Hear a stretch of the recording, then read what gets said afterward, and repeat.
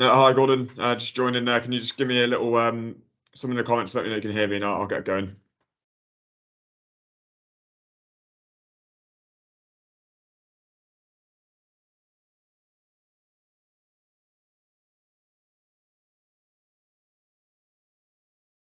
Awesome. Thank you. Okay, so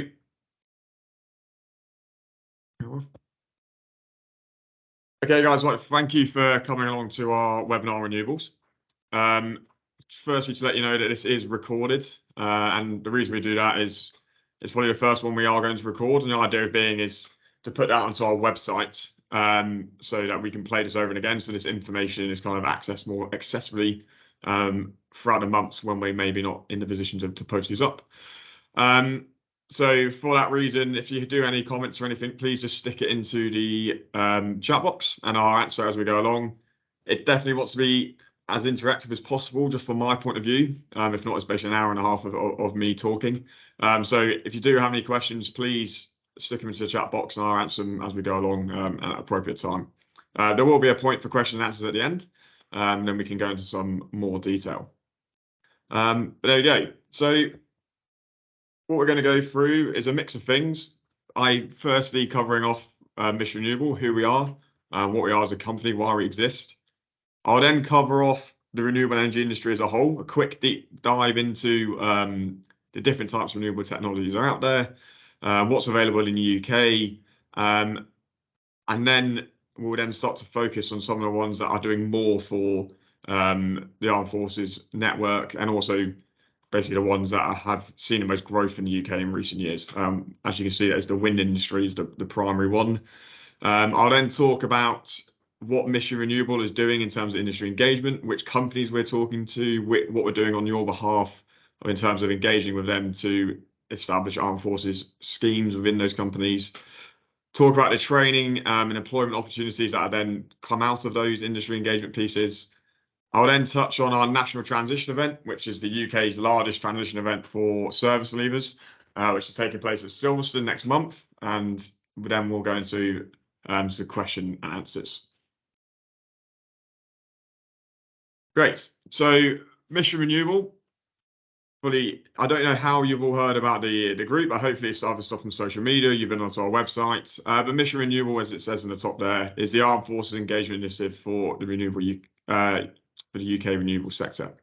So we are there to represent the armed forces community, speaking to renewable companies, trying to get the message out there about the benefits of hiring service leavers, but not just promoting the benefits, actually setting up pathways into individual companies if it's something of interest to them.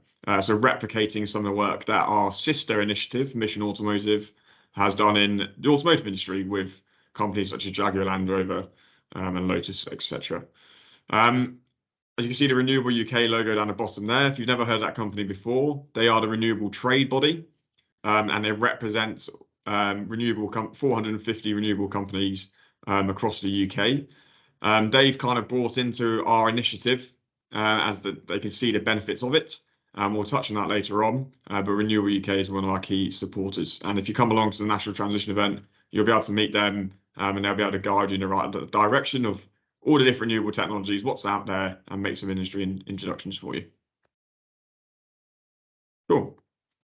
So, unless you've got any questions on who we are and what we're trying to do, what I will actually say before we go in is that Mission Renewable is a non-for-profit organisation, because we're not a recruitment agency.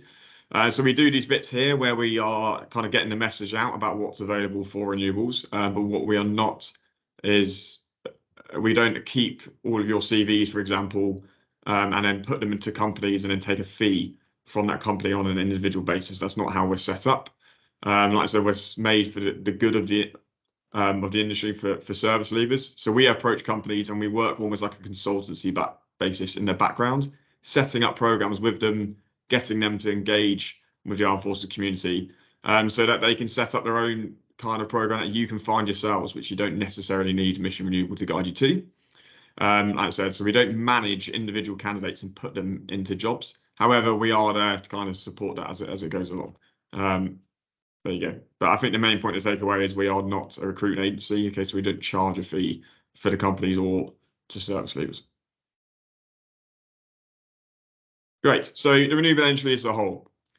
So what I'm going to do now is I'll cover off all the different types of renewable technologies that are available to us currently. Obviously, there's lots more in the pipeline and stuff getting developed. And then at that point, we'll cover off any questions that you might have.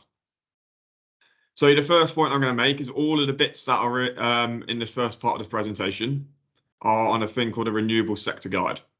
So we were tasked by the CTP to develop a sector guide for renewables to replace the one they already had. So the one they already had was a couple of slides, which didn't necessarily go into the detail of the types of renewable technologies that are out there. So that's the first thing we were tasked with doing. So we've produced this sector guide, and what this is there for is to help service leavers and anyone or veterans to get a broader understanding of what renewable technologies there are, where they're positioned around the UK, and how you can start engaging with them as you move through your assessment period, or if you're looking to change career. This is available on our website on missionrenewable.com, and it's under the tab Renewable Energy Explained. You can either download the sector guide as a PDF, or the PDF is actually broken down on a website into interactive sub pages, which gives videos and YouTube links and etc. to the different types of renewable technologies. And hopefully some of you have seen that already by the way that you managed to find this webinar.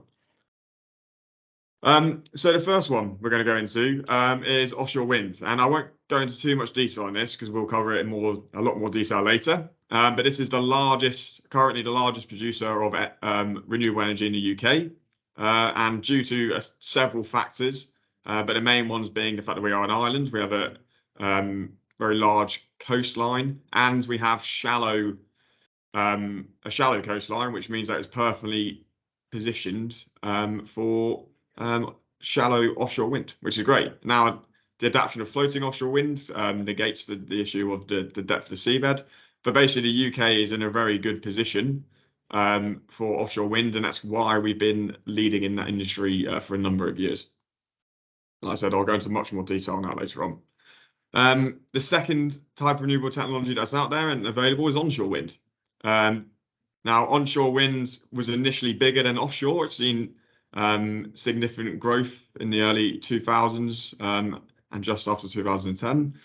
And for many reasons, mainly it is more cost effective than offshore because it was easier logistically to build and less expensive to build wind turbines on land than it was offshore.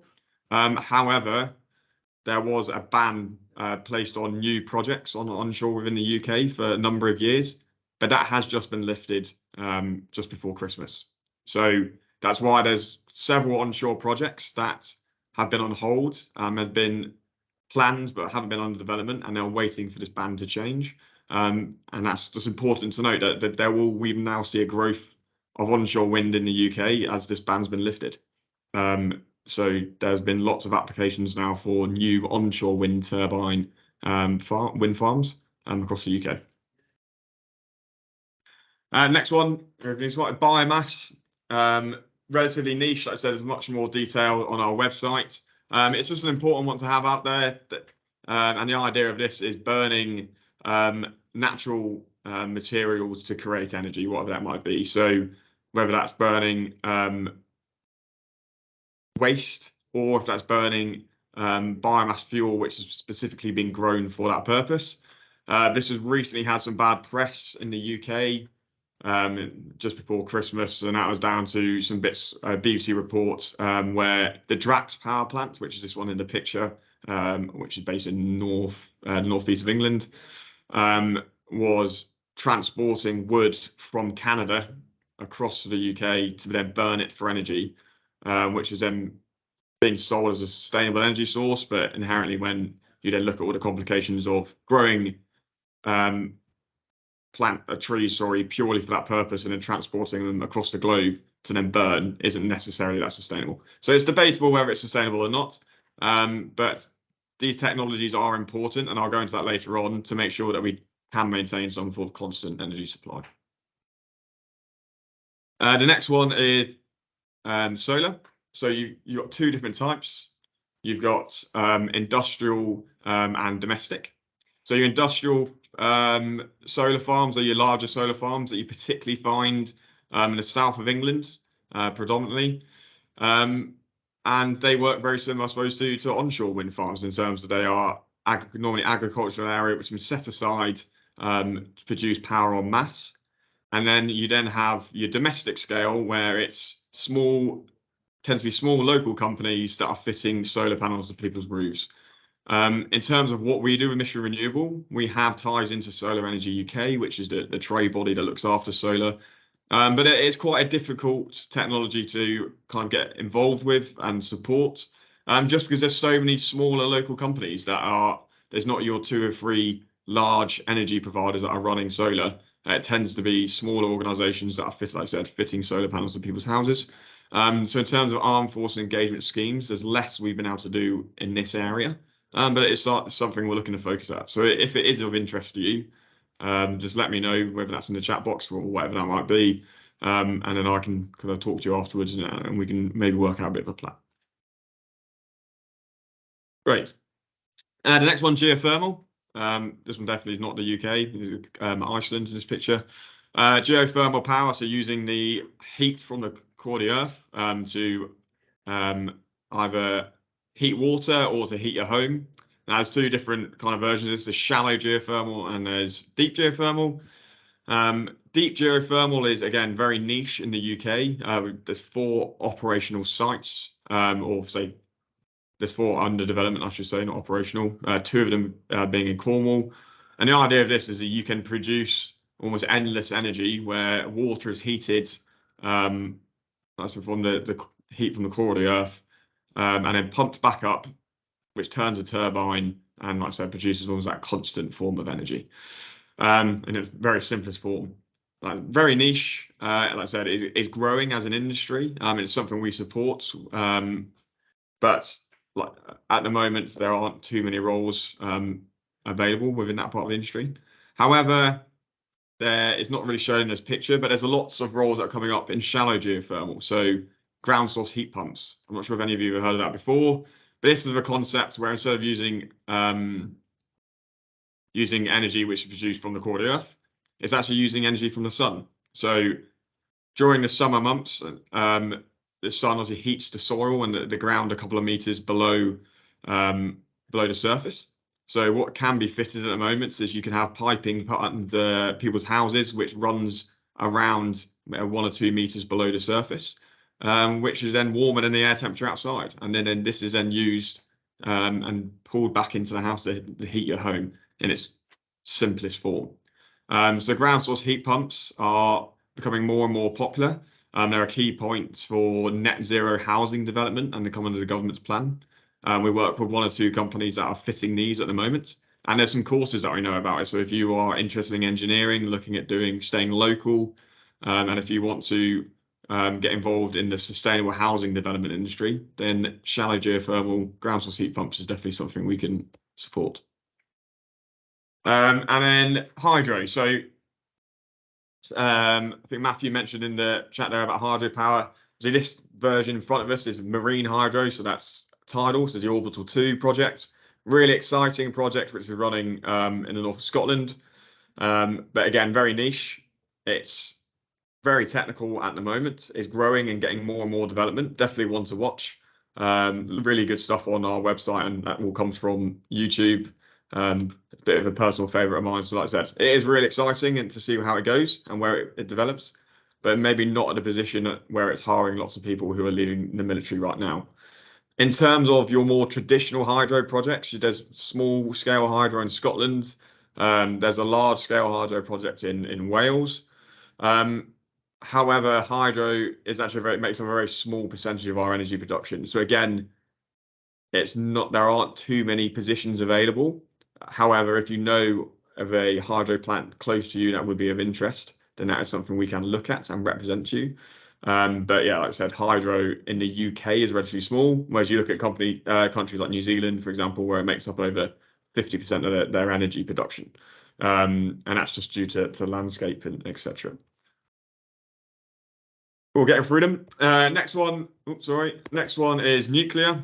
Now, there's debate about whether this is renewable or isn't. We cover it off purely for the fact of we are representing sustainable energy, and there are arguments whether nuclear is sustainable, but it's definitely something we can kind of assist with.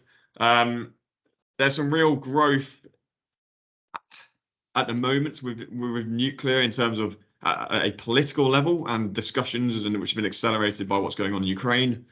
But maybe the key thing that's of interest is the idea of, instead of having large scale nuclear reactors, of actually having smaller modular reactors. So these are called SMRs. They're currently being put under development and tested by Rolls-Royce. And the thing that makes these really interesting to the military community is these small modular reactors are being developed using using nuclear power plants that are currently using aircraft carriers and submarines in the Royal Navy. So the idea being that if you're an engineer in the Royal Navy and you've worked on nuclear power plants, then it's likely that these will then be used in these small modular reactors that will be put around the UK. Now, again, it's sitting at a political level at the moment, but if that does get kind of the go-ahead and the green light, it's really interesting to see how in the next 4 or 5 years, the number of roles come available for ex-servicemen who have that background and that skill with the Royal Navy. And then finally, hydrogen. So again, hydrogen is really exciting. There's multiple different types of grey and green and blue. You heard loads of different names. There's more detail on this on our website, and there's loads of stuff on YouTube you can find. Hydrogen in the UK is definitely in its infancy. It's had a number of setbacks of whether it's actually required or not, whether the energy used to actually produce it is worthwhile, and actually that energy could just been better been put back into the grid. There's also the talk about hydrogen powering cars and trucks, etc. But some of those myths are kind of being debated and busted at the moment about whether it's a better use. So what's the point of hydrogen? It's interesting, has lots of potential, but it's definitely one of those technologies that we're going to have to wait to see what it does in the next 10 years for our kind of energy mix. But again, if you are really interested in hydrogen, then that's something that we can assist with and put you in touch with the right sort of people. The reason why we've kind of covered all these off is it's really important to note with renewables, unlike your 2 or 3 primary fossil fuels, for the future energy mix across not just the UK, but across the globe, it's going to be important that there is access to all of the different technologies I've just gone across, right? So despite some of them being relatively small at the moment, they might get significant investment and upscale. And it's all because we need to guarantee that we have that energy production going into the future. So it's just important to keep an eye on. And if you're interested in it like me, it's exciting because you can see kind of what the future is going to hold. Cool. Great. Okay, just going through nice and quickly. So we spoke about the different types of renewable technologies there. On the first webinar that we ran of Mission Renewable, it happened to be one of the windiest days of the UK. So of the year, sorry. So this is these are live statistics on the 26th of October 2022 from the National Grid. And as you go through, you can see that on this day, 36.5% of our energy was produced by fossil fuels. There's a small percentage which was being produced by nuclear. But if you look at the renewable energy statistics, solar, because it's October, was relatively small. Obviously, in the summer, that will go up. But if you look at wind, which would be a mix of onshore and offshore, okay, 50% of our power in one day was being produced by wind alone. And basically, that's there to show that of all the technology we've just gone through, the UK government is investing in wind. Okay, and this is where there's a primary focus. It's investing in all the others, right? But this is the one that is kind of trailblazing and setting and actually producing the numbers that we would need to move to renewable energy. That's a primary renewable energy source. Sorry. If we look at the numbers today, just for interest, so I took this just before this the meeting started. You'll see that today significantly smaller numbers. So where there's not that windy, yeah, only that actually you can still see the vulnerability of renewable energy. So in the winter months at the moment, when you expect it to be more windy, however, only producing 24% there, if I can read that correctly. Solar, very low percentage. So the rest is having to be filled by fossil fuels, right? So it's not to to say that renewables don't serve a purpose. They obviously do, but it's just important to note that a lot of stuff we're going to talk about is the future of renewable energy in the UK. As you can see right now, it still has its flaws. We cannot run primarily renewable energy right now in as we stand in January 2023. Great. And I'd just like to use this slide up there because when I was leaving the military and going through roles and looking at this sector, I always found it quite confusing. So just a bit of jargon, 100 kilowatts, 1 megawatt, and 1 gigawatt. And then what I always find that really useful is you'll hear wind farms, etc., talk about, or if individual turbines, they're that efficient, they can produce this amount of power, this many megawatts, this many gigawatts, for example. And it just gives you that sort of reference that you can almost then compare back. Okay, so if one turbine can produce this, what would an entire wind farm do? But yeah, if you want to take a screenshot of that, I'll just give you a second to do so. But I just found that interesting when I was going through and actually looking at technology and what that means.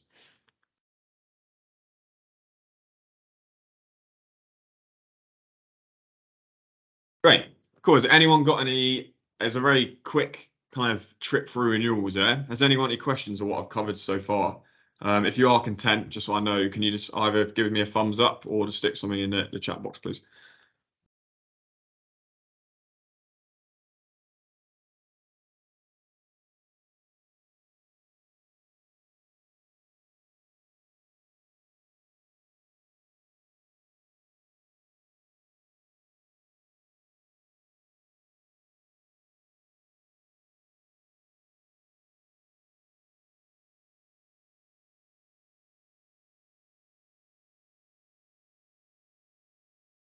All right. Great. Thank you, guys. Okay, so I'll keep moving on. So, as I mentioned previously, like I said, we're not, as Mission Renewable, we are representative of the whole renewable industry, but the low-hanging fruit for armed forces engagement right now is the wind industry. That's just due to its growth and also maybe the transferability of some of the skills. There's a lot of veterans already working within that industry, so it's a relatively easy one for us to unpick and hopefully set up some force schemes. However, if you are interested in the other renewable technologies, like I said, just let me know. And we do have ties that we can kind of make introductions on your behalf.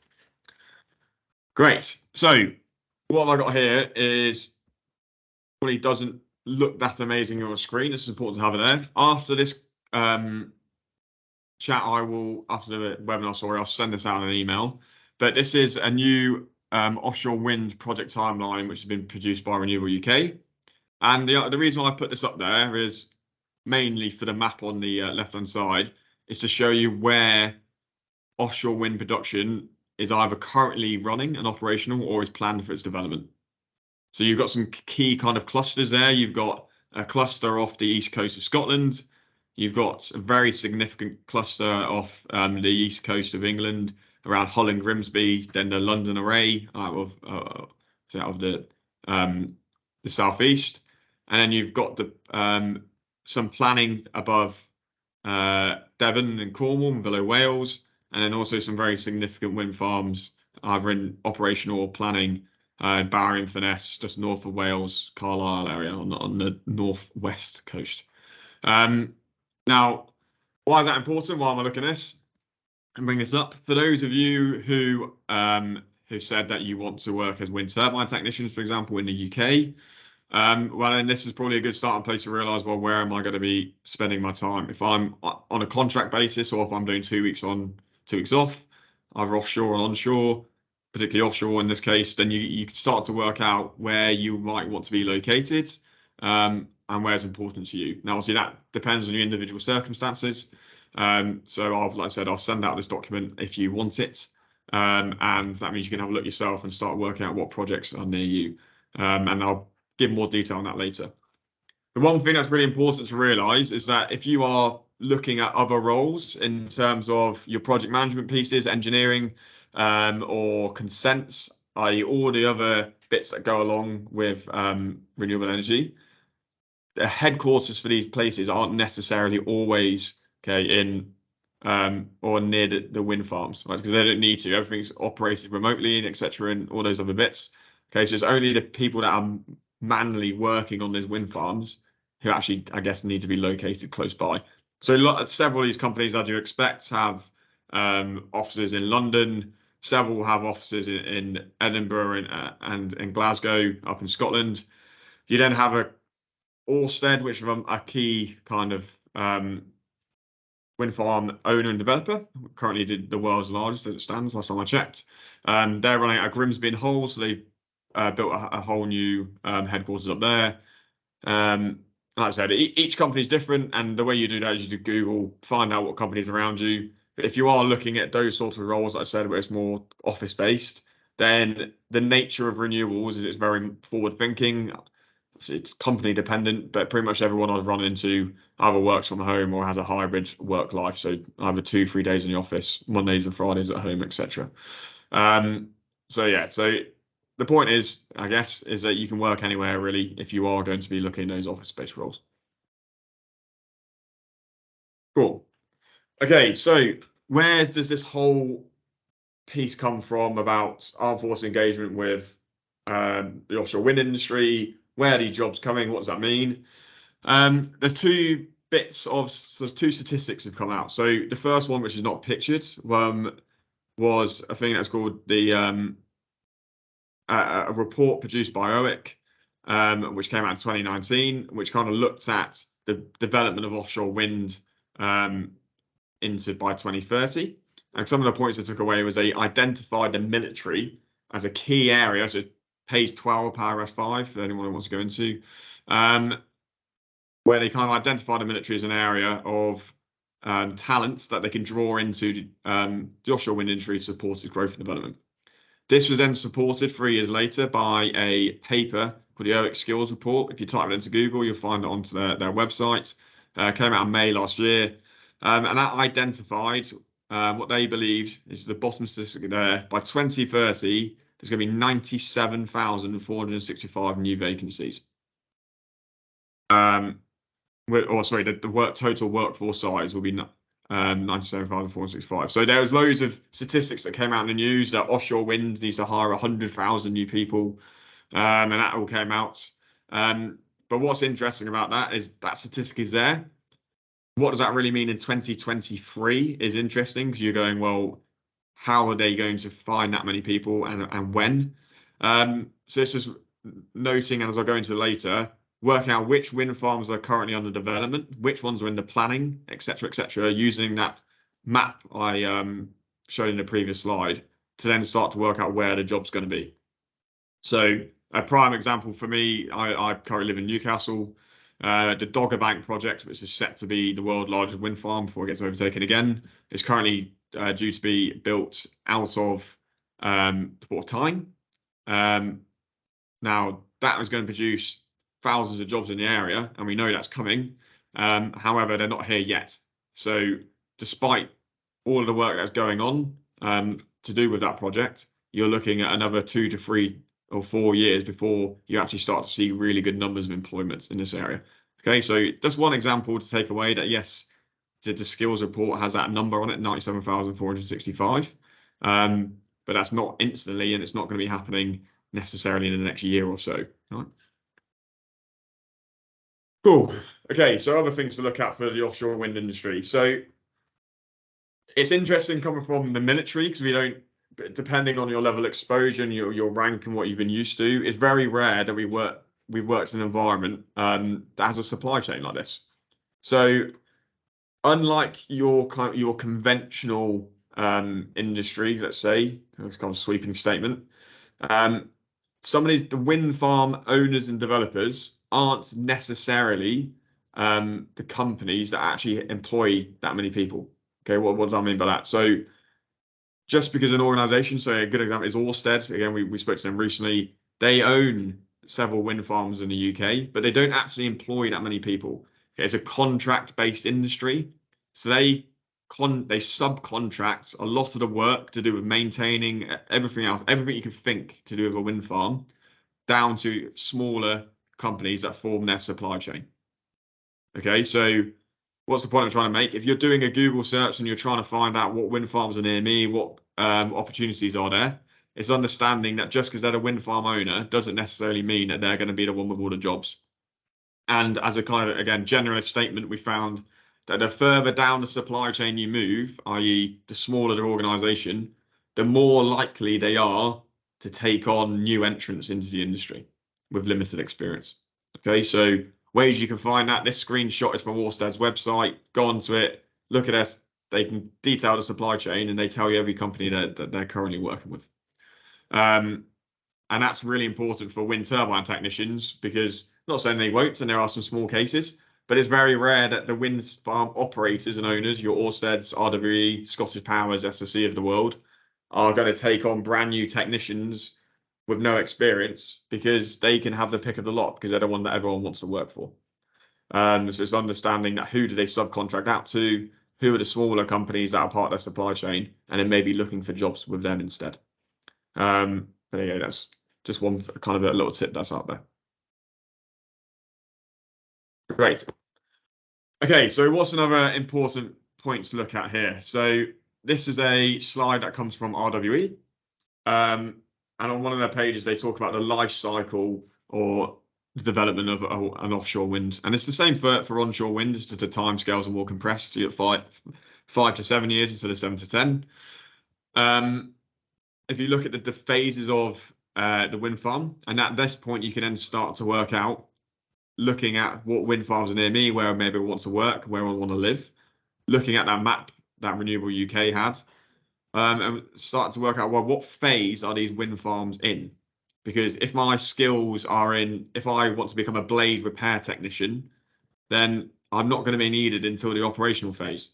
So, for example, so if I'm going to go and do my blade repair technician courses and then I live in Edinburgh, for example, where they're building lots of floating onshore wind, but it's not going to be ready and operational for another 7 to 8 years, well, then that's almost a waste because there aren't any wind farms that are up and running, for example, at that point. Okay, so I'm sure you get what I'm trying to say.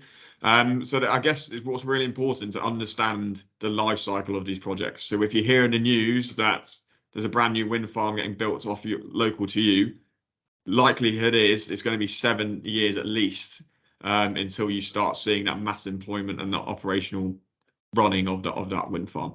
Okay.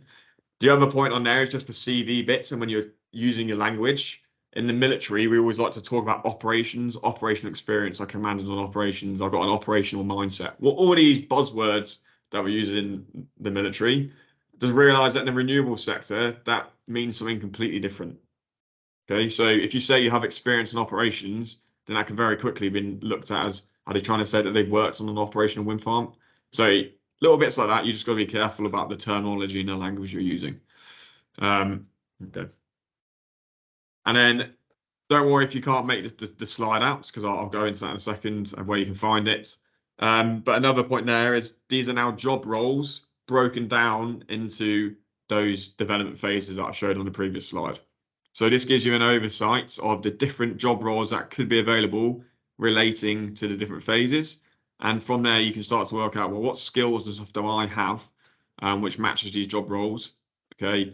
And then start to work out, well, if I've got these skills, I'll be best suited in the development phase of a wind farm, while there's these places that they're getting developed, well, maybe that's where I should be looking for a job. Scroll down, which company owns that wind farm, okay? Well, who are they subcontracting to for the development piece, and then kind of look from there for roles that are available to you. Okay. Now, all of these are available in something I'm about to show you called the Offshore Wind Sector Guide. I'll show you how to get there in a second. And we go into detail for each of these headings, breaking down what it's comparable to, what the role includes, and what your expected pay is likely to be for those positions. Okay. And just before I go on to that sector guide, I just had a little piece in here. It's just to understand also that it's not all singing or dancing in the industry. Okay, so understanding stuff. So this was Wind Hoist, which unfortunately went bust just before Christmas, as it happens. Now, what does that mean for the 2023 season? If you're going to be a wind turbine tech, for example, that's a company that was full of wind turbine tech. That was doing a lot of contract work for RWE, for example, that has now gone bust. So that now means the wind turbine tech market is being flooded by experienced wind turbine technicians who are already fully accredited, have all their qualifications, like I said, have that crucial bit, that experience piece. So if you're looking to be a brand new wind turbine tech in 2023, absolutely fine. There's still the opportunity out there. It's just understanding that the industry is volatile and these things happen. And that then leads me on to like that the competitive industry piece is like I said, it's competitive. It's based off contract work. So these companies are constantly bidding for new contracts. So if your company doesn't get that contract, then there's a chance they could go bust. And understanding that contract work versus permanent employment. So again, specifically looking at technicians here, that if you do want to work in as a brand new technician, the likelihood is you'll start as a contractor, which is a completely different lifestyle to the military because you don't have the money's really good, but you don't have that guarantee of employment. If your company goes bust, you go bust with it. And understanding that at any point they could just cancel your contracts and you don't have the same sort of protections as you might do. Whereas if you work for one of the larger companies, like I said, RWE, Ørsted, SSE, Scottish Power, etc., you're more likely to get that permanent level of employment. And that's why the more senior, more experienced wind farms, as a general sweeping statement, like to go and work for those companies because you get that stability for your family, etc. Okay, so it's just to let you know that like it's a really exciting industry, a lot's happening. It's similar to oil and gas. Okay, there'll be peaks and flows, and then it's just understanding and be aware of what you're getting yourself into. Cool. Now, if for those of you on the Gen DIT network, you'll see that Marcus Peters very kindly did a bit of a plug for this earlier today. On the Mission Renewable website, under offshore wind, there is the sector guide. And this breaks down, it's a 50-page document, so you don't have to read all in once, don't worry. That we've written with the help of people from RWE, for the help of people from industry, with real life examples of people who've been moved from the Royal Marines, for example, in to be wind turbine techs. And it breaks down the entire industry, how to understand it, what the terminology is, what jobs are available, how much you can expect to get paid. And this has been produced for service leavers, right? So it's not designed for just anyone looking at the industry. Obviously, it would still probably be useful. It's designed at people leaving the military, and it covers all the stuff off about ALCAS and other little bits there. Okay, so it's constantly under development. I'm kind of tasked with changing it and adjusting it where I can. So yeah, if you want to find that, go onto the Mission Renewable website, okay, and then just go to offshore wind, and you'll see go to the offshore wind sector guide. And it's like I said, it's not produced by Mission Renewable with no experience in the industry. It's been produced by people from the industry who are living in it right now. If you come along to the National Transition event, you'll find there's QR code for this all around Silverstone, right, so you'll be able to upload onto your phone, etc. Cool. Okay, so just before I move on to any questions about the offshore wind industry as a whole, one of the ones that came up in a few of the earlier webinars, so I thought I'd just cover it off now, is any CV tips for people looking at the renewable industry as a whole, but also primarily the wind industry. So there's a couple of bits to put in there. Remembering it's a skills-based industry. Okay, so put your relevant skills in the top. What do I mean by that? So it kind of links to the next point of having a functional CV instead of chronological. In the military, you change jobs, as we all know, very often, right? So maybe 18 months to 2 years, you're constantly changing jobs. And then it gives you a very strange CV where they're almost the same job roles, maybe with different titles, similar responsibilities, just one after the next, after the next, after the next. And it makes it very difficult for the hiring manager, particularly from who has no military background, to understand what your background, because it looks so different to any other CV they're getting. So an alternative to doing a chronological CV, and what I mean by that is what I did in this job, I did this in the next job, I did this in the next job, is to do a functional CV. So to get a key skill that you've gained, so whether that might, I don't know, be leadership, is it a nice easy one, leadership, or if it's communication, if it's what else, kind of stakeholder engagement, so managing relationships, put that as a heading and then take all of the points from across your entire military career and put them under that are relevant to that, and put that under that heading instead of it being in job order. So I don't know if I explained that well. If you do have any questions on that, there's a bit of opportunity in a second to ask. But yeah, that's one I would kind of definitely recommend. And kind of on that point, if particularly you're going for technical and mechanical roles, realize what they're hiring you for. Okay, so if you're being hired, if you want to be a wind turbine technician, you're sending your CV, you need to have your technical bits at the top of your CV because that's what they're recruiting you for, isn't it? So it's definitely one for you to understand that they're hiring you for your relevant skills, knowledge, and experience relating to that job you're applying for. So if you want to be a wind turbine technician and you have a level 3, for example, in electrical mechanical engineering, and you have evidence of how you use that, but it's at the bottom of your CV in your first job you did as when you left basic training, then how is that useful for that person? Because if they don't understand your CV, so put that to the top. And then there's other little bits there. So make sure your content adds value. Okay, so what I've highlighted on that box there was when I was leaving the military, this was my professional summary. I'm sure some of yours sound very similar. And it's just be careful about using buzzwords and what they really mean. So what have I got there? I was getting embarrassed when I read back through this, but highly skilled project manager, challenging environments, leadership, diverse career, managing risk. So they all sound like really interesting things. Okay, that but every military CV has the same bits. They look the same. Okay, and understand that what does that actually add? Does it actually add any value? You've just said words with no evidence behind it. Okay, so if that's the first point that your hiring manager reads that, and you're going to be a role as a wind turbine technician, then they're, like I said, going back to that, they're hiring you for your technical ability and skill. So they don't really care about those bits. Right, so there's a chance they might not even read on. Okay, so what's the key point is just make sure it's relevant and make sure it's actually useful. Okay, every single person in the military has worked in arduous conditions. Every single person in the military can say they've been a leader when they've been given a command appointment or something else on an exercise or whatever they might be, or in operations. So there's not, I know, kind of a sweeping statement, but there's not really anything that a senior military officer from any free service can put in there that a junior NCO who's just picked up their first promotion couldn't put in terms of they've managed a team. Yes, they have. They're organised, yes, they are. They can do stuff on time. They're effective. All those sort of words. Okay, so understanding does it actually add any value? Okay. Cool. Great. Right. Has anyone got any questions on the offshore wind as a whole? Just as the sector kind of piece, and I'll touch on job roles in that in a second. Either way, if you just give me a thumbs up and I'll know to carry on.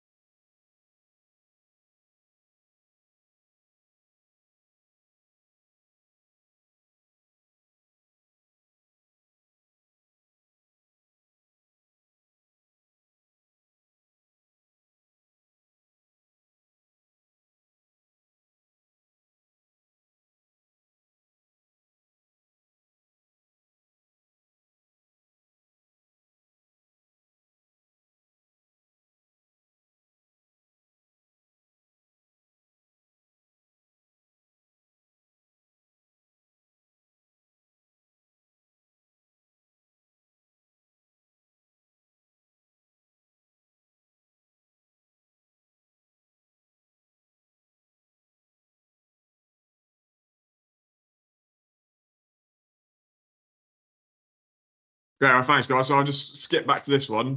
Gordon, you had a question about what does the wind sector look like for Northern Ireland in the future?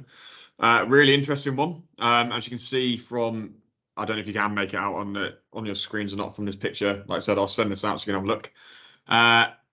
Definitely an interesting one from our point of view. Not something we've looked at too much, and for kind of obvious reasons, we have not avoided, but we haven't been that involved in what's going on with Ireland in terms of promoting armed forces engagement and what that can mean.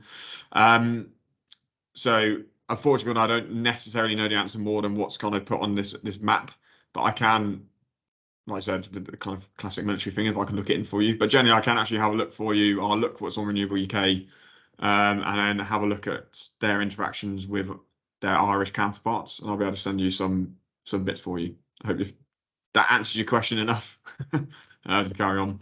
But like I said, I'll do my best to kind of find some bits out on it.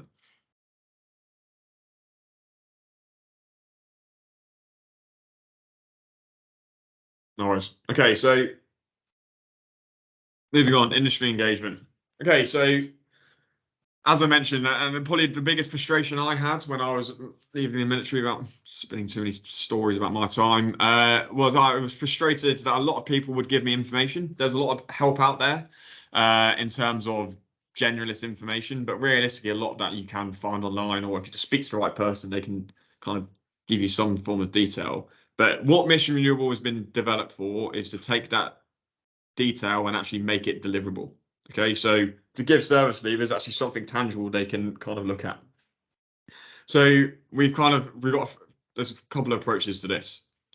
So like I said, we are now in partnership with Renewable UK, and they are the main trade body. So we offer armed forces engagement support to any Renewable UK company who may be looking at hiring armed forces. Right. So what does that really mean for you? It just means that if a company is a member of Renewable UK and they're on a recruitment drive, then we are one of the people they will be pushed to say, well, we can help you meet that need without you needing to use recruitment agencies, all these other little things. Have you thought about hiring service leavers for these reasons, veterans, and then try and convince them that's a good thing to do? And actually, really, it doesn't take a lot of convincing. People are normally very much on side. And kind of from that comes to kind of engagement pieces. So I won't go into the technician piece too much now because I'll touch on that in detail in a second. But there's opportunities for direct engagement. So particularly those at the beginning of the call who said we're looking more at your HSE, your management roles, etc., within organisations. Then this is what we're doing. So we are talking to. There's 4 examples there of several offshore and onshore wind farm owners about opportunities that they have within their companies to deliver on an armed forces engagement pathway. To be clear and open about it, it's proving to be more difficult than we kind of would have liked in terms of setting up a direct talent identification scheme that you might find with Barclays or Amazon, for example, into these companies. And the main reason for that is the kind of point I pointed out earlier that although these are huge energy companies, they actually don't recruit that many people because they outsource a lot of their own work. However, that's not to say there's no opportunities there at all. I said we are doing projects with Ørsted, RWE, and SSE in particular. RWE, for example, are looking at, as just an example, adult apprenticeships for early service leavers. So those who are served the minimum service and haven't yet reached the 6-year point, then they can go on and do an apprenticeship scheme with RWE. It's just something that's in the pipeline, something they're considering, but it's just an example. Ørsted may be looking at something similar, and then also looking at civilian work attachments. So looking at going, well, can we put you into a company and go, let's give you 4 weeks work attachment at the organization? What does that mean? What does that look like? What's risk assessments and other little things need to get done? But hopefully the idea of them meaning you get a job at the end of it. Okay, so all these conversations are happening. All of these companies are open to it. It's just understanding that there's a lot of staff work that needs to go on to make that happen. I know that's frustrating, but for example, with RWE, we are constantly in communication with their head of HR. And he's an avid supporter of everything we're doing and has been involved in all our meetings. But the problem for him is he doesn't control every single hiring manager. So if your CV goes off to RWE, at the moment, it will go directly to the hiring manager of that person. If that person is not read into the military, then they're not going to understand your CV and you'll probably get rejected, unfortunately. So there's some work we're doing about setting up a pool of CVs. So if you're in the military, for example, then your CV gets directed to a military pool, you don't apply directly to the job, and then they place you into the job they think is applicable through your CV. That's just an example of work we're doing, and it is ongoing at the moment. An example of SSE at the National Transition event, which again I'll touch on later, I said that they're going to set aside a couple of positions for service leavers to come on and do a civilian work attachment, and then hopefully get a position at the end in several different types of roles. So there's definitely that opportunity out there.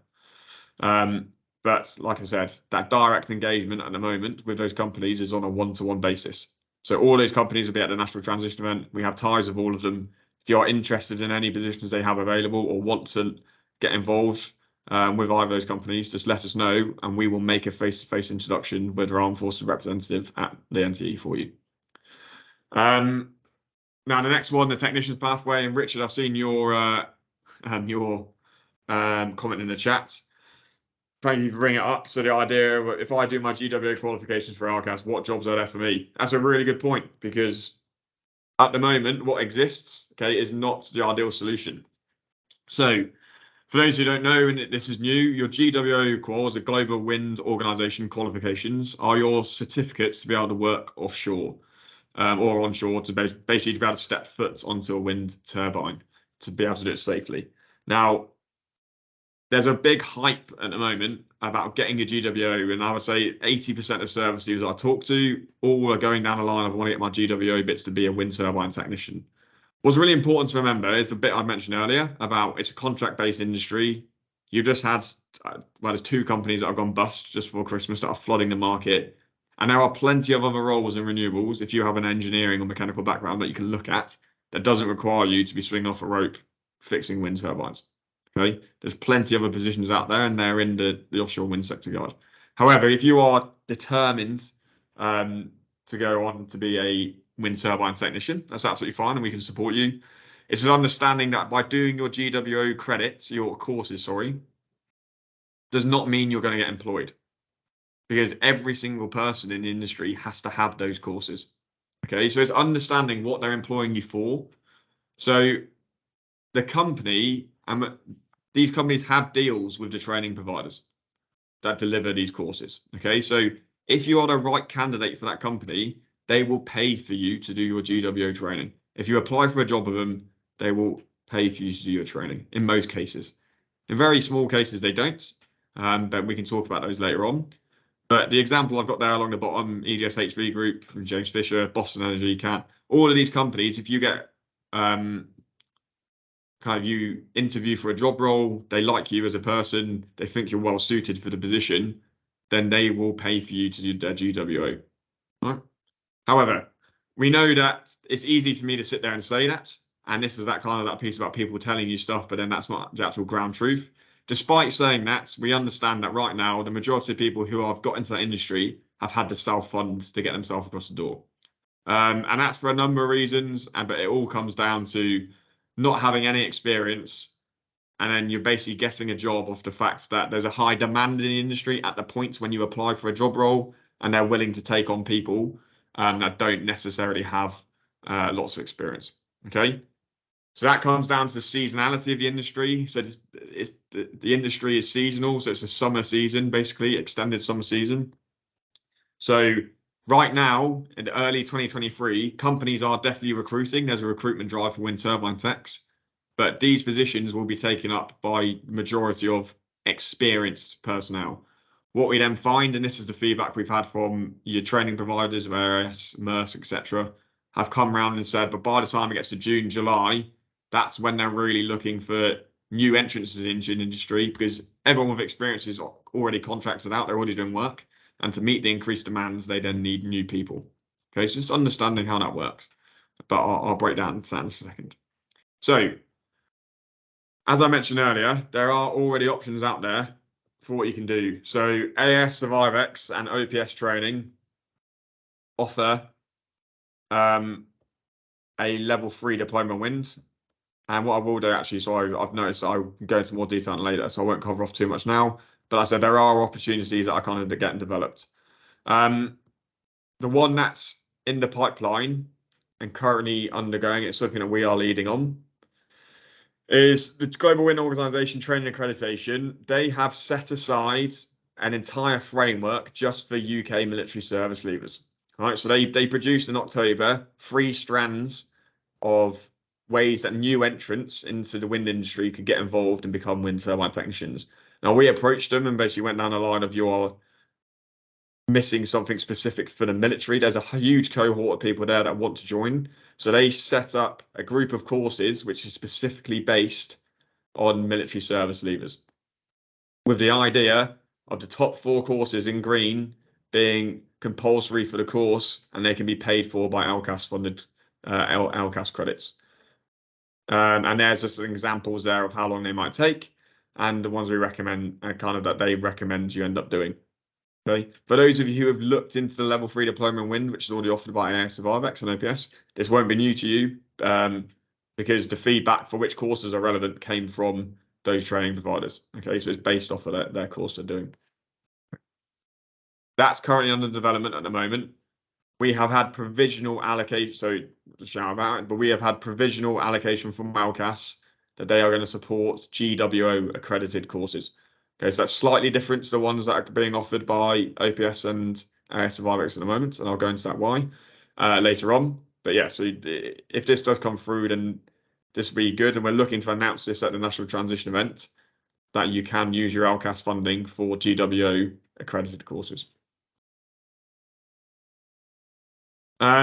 However, what's important to note, though, as Richard points out, is if I've got GWO qualifications, what job's there for me, right? Now, this is where Mission Renewable kind of is leading the way in comparison to some of the other bits that are out there. If we understand that just because you do your GWO, it doesn't mean you're going to get a job, right? So some of the bits we've been doing using our relationships with both GWO and Renewable UK is speaking to the employers at the end. So these smaller service companies that are more likely to take on new individuals, and speaking to them and saying, can you predict at least 6 months out when you're going to need people? Because what that means is, as a service leaver, hopefully, if we can identify these job roles before they're needed, we can identify these armed force friendly companies, then we can set them up for interviews with service leavers prior to their 6-month leaving point. So you know the day you're going to leave, you know you've got roughly 6 months left, and at that point you can have an interview with the employer, and they will come back with feedback on whether they want you to spend your LCAS credits on GWO courses, or if they'd rather you spend your LCAS credits on getting a level 3 or enhancing a level 3 or 4 mechanical and electrical course. So, for example, a good Global Wind Service, who we are tied in with quite closely and we do some work with, they have been looking at taking a couple of people at the National Transition event, and they said we need them to have a level 3 background. We will pay for their GWO training. We want them to use their LCAS to become better electrical and mechanical engineers. Okay, so depending on the company will depend what they tell you, what they recommend you use your LCAS for. However, some of them might recommend, yeah, we don't want to pay for your LCAS to use your GWO, so use your funding for that. But the main point is that you are interviewed by the employer before you spend your money. So you know if you've got a job coming at the end. Right, and that's to negate the issues that we've seen at the moment where people have done and spent their LCAS credit on courses and they're now sitting trying to find a job and reaching out to me on, and which is no issues at all, but reaching out to Mission Renewable saying, can you find me a job when you've only got a month left in the military before you're no longer getting paid and all these other little bits, right? So this is in the pipeline. These discussions are happening right now with companies, right, to try and get this across get it across the line and get it operational. Cool. Has anyone got any questions on that? Yeah, there you go, Shane.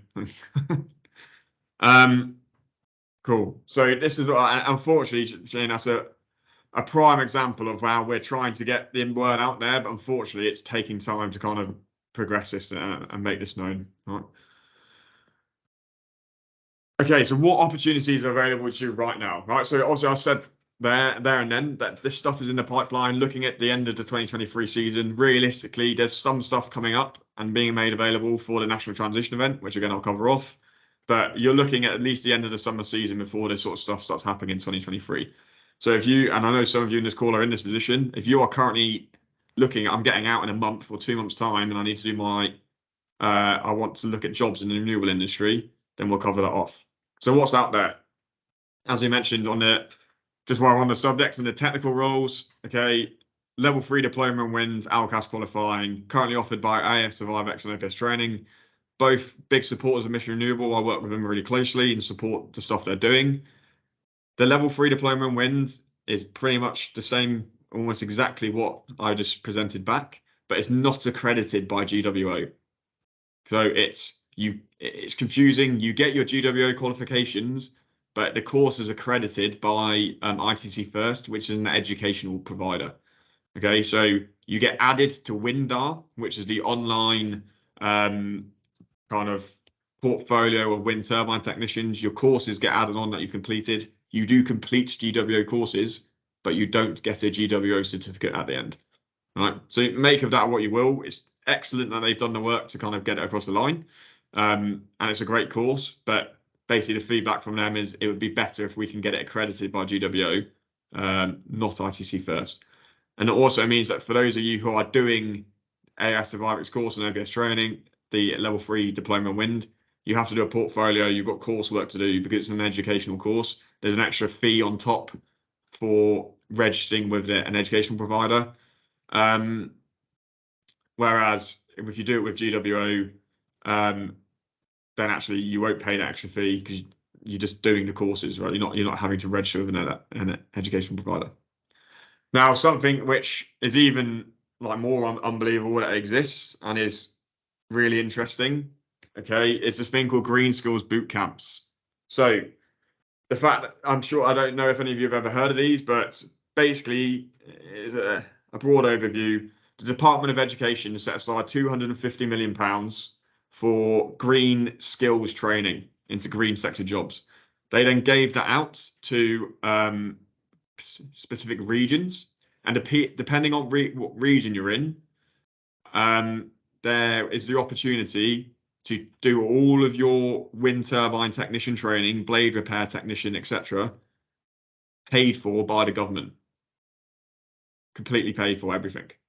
So in the Northeast, both AS Survivex have just run these courses and they've now ran out of availability. So I've had a few CF service leavers the last 5 months trying to apply, but they haven't been able to get on. But the courses renew in April. It's likely that Maersk training will also join AS Survivex in the Northeast and have these courses available where you can have everything paid for by the government, and then you can use your LCAS credits to do your own courses and do whatever you want with it. The other thing about this is they also, as part of the government scheme, have to guarantee you an interview with a company. So you can do all your courses paid for by the government with a guaranteed interview at the end. There is the alternative on the northwest coast. I think it's I can't remember the name. Complete Training Solutions, I think they're called. They also offer this green skills boot camps for the GWO courses. So it just depends on what region you're in. There's stuff for solar in the southeast, for example. Right, but there's the opportunity to do all of your training paid for by government. If they've run out of places now, it's because it's been running for a year and renews again in April. So you'll likely see more and more training providers getting this funding from April onwards. So if you still have if you've got less than 6 months, if you've got less than 2 months left and you've booked onto an LCAS course, go for it. But if you're not due out in the military for another 5 or 6 months, then again, it's only personal opinion from my point of view. But my recommendation would be that you do not go on an LCAS course. Wait, get yourself booked onto a green skills bootcamp course paid for by government and use your LCAS to further your technical and mechanical qualifications. Because like I said, it's an industry which fluctuates.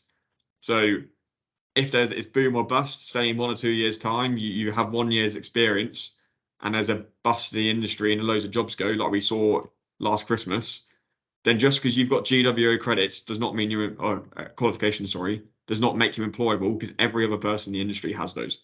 Right. So what skills do you have that make you more employable? Well, actually, I'm a level 4, I'm a level 5, I'm a level 6 qualified electrical and mechanical technician. Now that is better use of your money, I'd argue, from the MOD than GWO courses. Okay, so just something to think about. Have the options out there. Moving away from technical roles, and I've seen a couple of questions in the chat. I'll cover them off at the end. Moving away from technical roles, in terms of industry engagement, one-on-one, speaking to these companies, trying to find positions, that's where we are at the moment. Okay, so as I said, turning the handle on HR policy within these larger companies. Lots of them are international companies as well. So it's not just making changes in the UK. You're then asking to make HR changes across the globe when we're looking at these sort of bits. Okay, I said that takes time. But what we can do is one-to-one engagement with these organisations, putting you in front of the right people. They all have armed forces representatives who are senior within those companies. For example, Marcus Peters, as some of you might have seen on the Gendit Network, sits on the board in RWE, so has a lot of influence, and he can speak to hiring managers and say, well, I have this candidate. Have you considered a military candidate for these reasons? This is what they can bring, and we can make those introductions on your behalf. Okay, until we then have something more formal in place.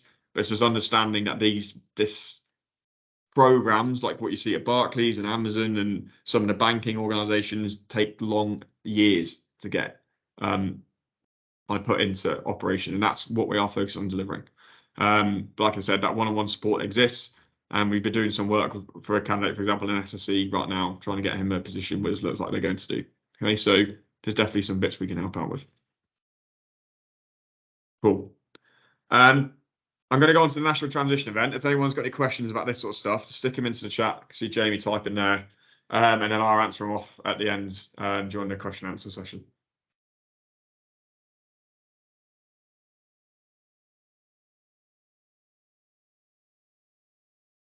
Okay, so where does this all culminate and what does it look like?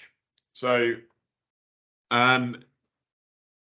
basically, Mission Renewable runs alongside our automotive aspect of the charity, the other section initiative. We run the largest military careers transition event in the country. Well, it's held at Silverstone. Okay, and as you can see on the points there, 27th of February 2023. We've been given a target of 1,000 service leavers by MOD. And the whole idea of this is it's meant to be, it's not a CTP careers fair. Obviously, they serve a very good purpose, what they're there to assist. But what this is specifically aimed at is the automotive and the renewable industry. And it's meant to be practical. It's meant to bring those industries to life. It's meant to bring both training providers and employers into the same room. And they're bringing their veterans, hiring managers, etc. to that event. So you have all the right people in the right place to make the connections you need to network to see yourself through into a good career. Okay. So an example of where this would be really interesting, I spoke to a guy recently who was booked onto an ALCAS course over this event, or all of the employers and that specific ALCAS trainer is going to be at this event. So I would recommend that you do not do the course which runs over the 27th of February, because the people that you're going to want to be employed by will be at that event themselves. Okay, so anyone that we've been in touch with in the renewable industry who has any intuition about hiring service leavers and is open to the option is attending. Okay, so it's definitely one to try and get yourself down to. In terms of logistics and whatever else, it's free to attend, so you don't need to pay. Your travel, if you're still serving, can be claimed back. Your food can be claimed back, right? So it qualifies as a CTP event in that regard. And like I said, you just need to register on the NT website. So nationaltransitionevent.com, go on, attend, okay, and register your attendance. And I said there's several companies that we have an agreement that are looking to hire service leavers at that event. So we'll physically be taking people for the 2023 wind season, specifically based as wind turbine technicians. They have held back positions from posting them online because they want to take 2 or 3 people from this event. Okay, so if you are looking at the industry from the military, this is the event you want to try and get yourself across to. And I guess a living example of that is I was at this event last year as a service leaver, and this is how I ended up getting to the job I'm in now. Top tips, like I said, bring a CV, keep an open mind, or the obvious points. Right. The reason I put bring a CV is that an example of we attended the Southampton career fair. And that the person I mentioned earlier, the head of HR from RWE, who's also going to be at the National Transition event, was with me at that Southampton CTP event. Someone gave him a CV and he went, I like that individual. And funny enough, they've then had follow-up conversations. Okay, so have something prepared, because there are people there who can turn the handle on employment. Okay, so it's not a formal event. As you can see from the pictures, right? It's not, no one's wearing suits. Okay, it's just smart casual bits. Okay, it's meant to be informal. It's meant to be for there to chat, okay? But bring some, if you're looking to get employed at this, then make sure you've got the right stuff with you. Keep an open mind, right? So there's both renewables and automotive pieces there. There's probably jobs you've never even heard of, okay? So if you can get yourself along to it, then definitely, like I said, have a look at the companies, have a bit of a plan, right? But keep an open mind when you turn up. Know what you're entitled to. Okay, so little bits like national insurance breaks. So any company that employs a service leaver doesn't have to pay national insurance contributions for that individual for the first year. Right. So for example, Mission Renewable have not paid any national insurance contribution towards my national insurance for the last year because I've just left the military. Right, so little bits like that you could take with you into interview, take with you to conversation, because we send this information out to these companies that attend the event, but obviously I can't speak to every single one to make sure they've understood it. Right, so make sure you know bits like that.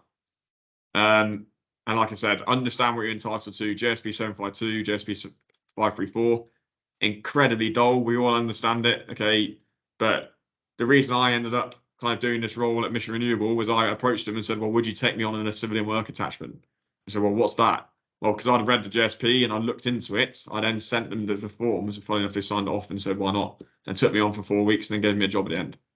Okay, so that's nothing to do with, it's not me trying to brag about the fact I can read through the JSP. It's just know what you're entitled to. So when you turn up, you can kind of, you might be able to forge a way into a company that they've not even thought about before. Cool.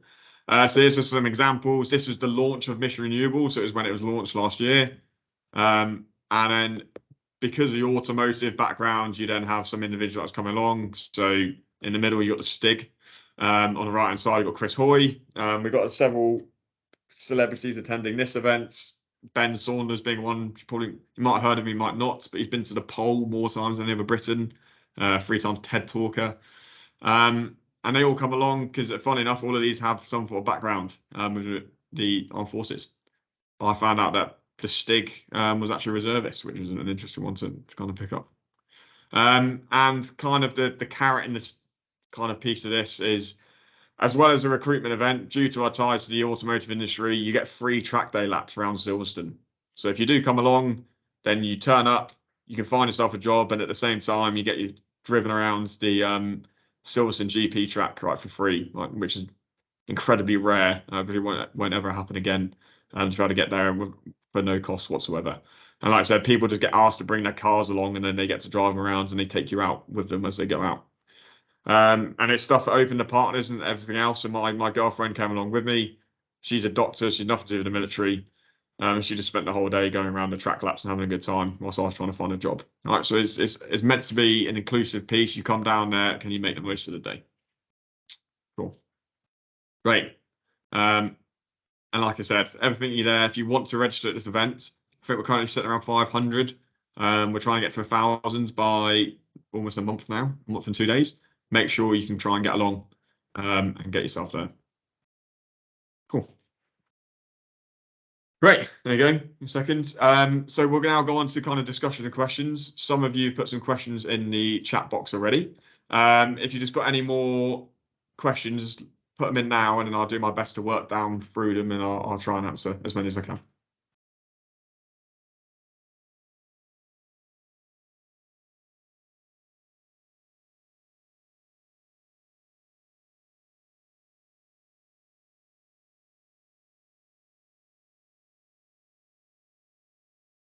Okay, so Richard, I've got you on there. If I've got my GWO calls through LCAS, what jobs are there for me? I hope I've covered that off. I suppose the answer is there's lots of different roles in terms of blade repair technicians. You can do pre-assembly, post-assembly, operational bits. But I guess your priority there is if you've already done your GWOs through LCAS, we'll be looking at the service providers that are out there, who are the smaller companies that are looking to hire new recruits, new entrants, and then go from there. And keep an open mind, stuff like you don't have to stay UK based. Be prepared that they might ask you to go and work in Germany or whatever else that might be. But there's lots of opportunity there. And like I said, we can help make those introductions to companies if you wish. Yeah, that's point Shane. Do you know of any electrical and mechanical courses through LCAS that employees would like to see? Yeah, so Nathan, I've been asked that quite a few times. It's a really good question. On LCAS, if you type in engineering on the search bar for courses, or if you type in electrical, for example, you will get hundreds of courses come up, which is in a really awkward kind of layout, which is quite annoying. But basically, everything this is LCAS funded is level 3 and above, right? So your level 3 is kind of your base level that companies will look for, and that's anything electrical and mechanical, really. So electrical engineering is crucial, mechanical engineering is crucial. If you're not entitled to LCAS, or if you are and you have the extra funding, through the CTP, you can do your 18th edition in wiring. So that's currently, I think, priced at £170, which you can use your standard learning credits. To anyone else, it's much more expensive. So the fact that you can get that through Sitting Guilds, I believe, for £170 is a pretty incredible deal. So lots of people have been kind of recommended down the 18th edition wiring route. And that just means that when you go on to do your basic technical training, at least you know what you're touching. You know about voltage, all the other little bits. Okay, so you're not a complete novice when it comes to working with electrics. Okay, like I said, so many different opportunities. Go on to LCAS. But hopefully that answered your question. If you want any more detail, then please just ask. What I would say is that I've had 2 or 3 services ask that question. I've given the same answer. They've said they tried, couldn't find anything, get back to me. And then I've then just looked at it a bit harder and found information. So on the LCAS website, make sure you click through the service providers, go onto their websites, the training providers, sorry, and actually find out when their courses are, when they're running, what they look like. And that's where the detail is. Okay, so you have to do some proper digging to find them. Jamie, is there supply chain or asset management roles related to stakeholder management? Supply chain asset management roles related to stakeholder management? Yes, absolutely. So those positions are widely available, really. So a lot of the people that I might have our first conversations with about this are kind of your stakeholder engagement managers. That's what they kind of fall under for these companies. For example, the person I engage with on most regular case with Allsted is their stakeholder engagement manager. So yes, there is.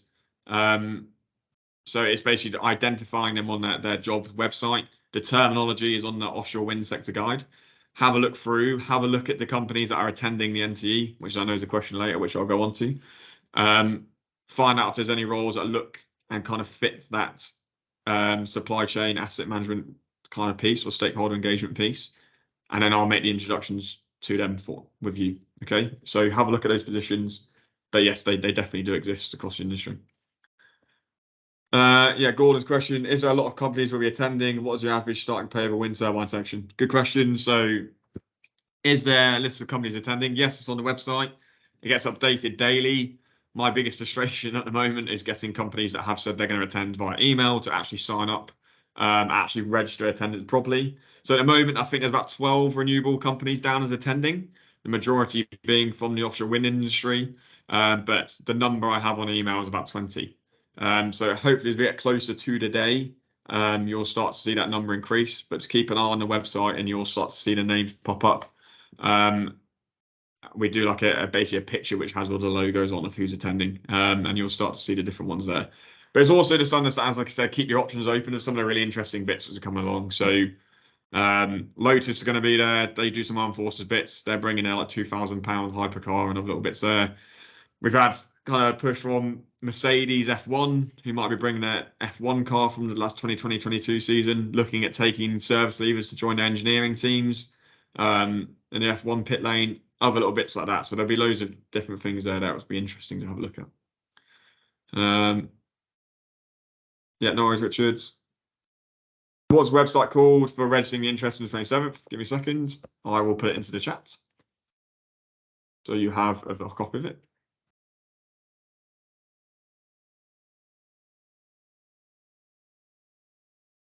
Great. So if you follow the I've just put a link into the chat there, Luke, that you can go on to. If you go to attend, you'll get taken to an Eventbrite link where you can register your attendance. I've booked onto OBS Training Outcast course in February. You mentioned it was IC accredited and not GWO. By the sounds of it, I have just wasted a lot of money, or did I hear you wrong? No, so Shane, absolutely not. It's not a waste of money at all. So I think Gary Patterson might watch back and look at this call. So I work very closely with the team at OPS. It's not a waste of money. You will still be added to Windar. Okay, so your online credits will be put onto there. So what does that mean? So you will still be able to be on the online system for GWO. It just means you won't have a GWO certificate at the end. And it means you're going to have to do some extra coursework. Now, OPS training, and particularly Gary Patterson is the guy. He is leading with, if I scroll back, it's only happened this last week, which is why you wouldn't have heard of it. But Gary Patterson is leading with this bit here, right? So we have kind of, as Mission Renewable, we have pushed out to MOD to try and unlock LCAS funding for the GWO courses. And we needed a training provider to test the water and apply to teach GWO, not ITC first. And OPS are currently doing that right now. So to be honest, by the time you get through to the one in February, you might actually be doing a GWO course. But maybe to come back to that is just if you don't, what I'm not in the position of is recommending that you don't do courses, because that's absolutely not my prerogative. But you've heard about what I said on this call. You've heard about the Green Schools boot camps pieces. All right, so OPS training, really great organization doing lots of good stuff for the armed forces community. But I guess make your own kind of vision of what might be out there and what's available. I hope that's kind of, you can probably see the position I'm in, Shane. I hope that kind of answers your question. Daniel, for wind turbine techs, is it possible to still be recruited with a level 2 qualification and plenty of years experience? Yes. I don't see why not. I guess level 3 is what always gets brought up in conversation. So if you were able to push that in an interview and show why that it's of value, that's still would be good. The only thing I would then say, but if you do have that LCAS funding, then why not use that to do your level 3 qualifications instead, if that's what the employer's looking. But also, I don't know your personal situation. I'm not sure if that will exist for that one. But yeah, it's just something you can have a look. Sorry, I missed one question earlier from Gordon. What's the average starting pay for a wind turbine technician? The details are all, in terms of pay rates, are all in that offshore wind sector guide on the Mission Renewable website. Your two different bits, you've got people who are contracting and people who are working in direct employment. Inherently, contractors get paid more, but you've got that piece of what I've said. It's not doesn't get the stability, so you might only be employed for 8 months of the year. But as an example, one of the service leaders I spoke to used to be Coldstream Guards. He's now a contractor, and at points he was earning pre-tax £5,000 a month working as a wind turbine technician, but was only employed for 8 months of the year. So then went and did another season across in Vietnam and Thailand to try and make up for that money he was losing by not earning in the UK. But if you're looking at normal permanent employment for a starter, if you can manage to get into a permanent employment position as a new entrant into the industry, you're probably looking above the sort of 35 mark onwards, depending on the company. I hope that answered your question. Good. Can you send me slide 19 via email? Yeah, I'll send out some stuff. Great. Awesome. Okay, so unless there's any more questions, I'll end it there. If you haven't registered for the NTE, like I said, please make sure you do so. I will be running around that event, being quite busy, but if you can grab me, then do. And just keep an eye on Mission Renewable social media, what we're posting up, and just bits about LCAS pieces and GWO, etc. That all get pushed onto our website and onto our social media pages. Like I said, I hope you all found that useful. What I would ask is you engage with our pieces on social media. So if you find something useful, then share it. If you see a post about the NTE, then please share it, all those little bits, so we can make sure we get the representation that we need at the event. Because also industry needs to see that people are interested in these sort of job roles and what's out there for them. But yeah, I appreciate any feedback as well. So if you've got any feedback for me, just let me know if you think I could add anything more to make it more interesting or to more useful. But yeah, thanks for your time.